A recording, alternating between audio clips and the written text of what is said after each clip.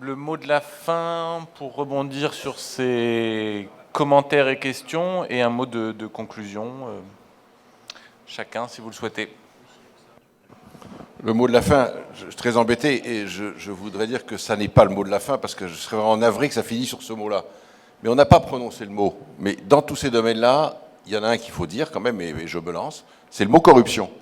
Donc dans ces marchés, il y a de la corruption. Et ce que je voulais vous dire, c'est qu'il faut faire face à cela et ça ne doit pas être un obstacle. Vous ne nous avez pas entendu dire pendant cette table ronde que la corruption, quand elle existe, est un obstacle à tout ce qu'on a évoqué. C'est une difficulté sérieuse. D'ailleurs, je signale que la première victime de la corruption, ce sont les entreprises, quand elles sont soumises à un chantage, et ensuite, évidemment, c'est la population. Mais il faut tout faire pour lutter. Il y a des méthodes, le sujet n'est pas ici. Mais simplement, puisque vous demandez le mot de la fin, je suis navré, ce n'est pas le mot de la fin, mais je voudrais quand même au moins vous dire qu'on est tout à fait conscient que ce mal existe et que nous passons notre temps à lutter contre et qu'il y a des méthodes pour le faire. Et en tout cas, ça ne doit pas nous décourager de faire tout ce qu'on a dit. Merci Étienne. Alain? Moi, ce que je retiens des dernières interventions, c'est quand même le mot économie. Et ça, c'est extrêmement important. On voit qu'on a des ressources en eau qui sont limitées.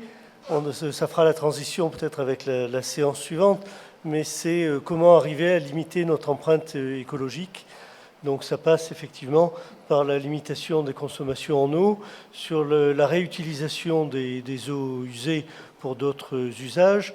Ça passe également par la réduction des consommations d'énergie. Et bon, avec des modèles, c'est vrai qu'on peut prêter aux collectivités pour ça. Il y a des modèles comme les ESCO qui ont été tentés.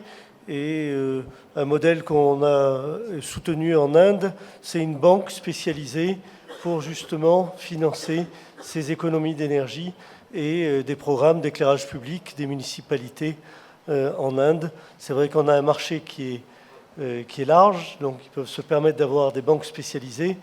Mais il y a également, et personne n'a prononcé ce mot, il y a également dans le panel la place pour des banques spécialisées pour prêter aux collectivités.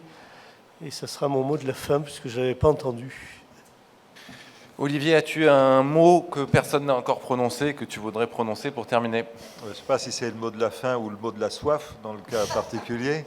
Mais je pense que quand on regarde à travers le monde, les innovations qui sont développées par des grands opérateurs, par des entrepreneurs sociaux, par des ONG, par des gouvernements, je pense qu'il y a quand même beaucoup de raisons d'espérer qu'on puisse trouver des solutions plus efficaces et plus pertinentes aux problèmes de l'eau et de l'assainissement.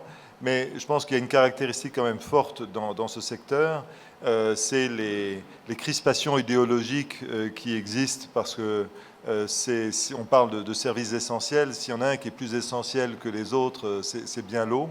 Et ceci, du coup, nécessite des politiques et de l'ensemble des acteurs, à la fois courage, mais aussi une exigence de transparence beaucoup plus grande, non seulement pour l'eau, mais aussi pour leur comportement.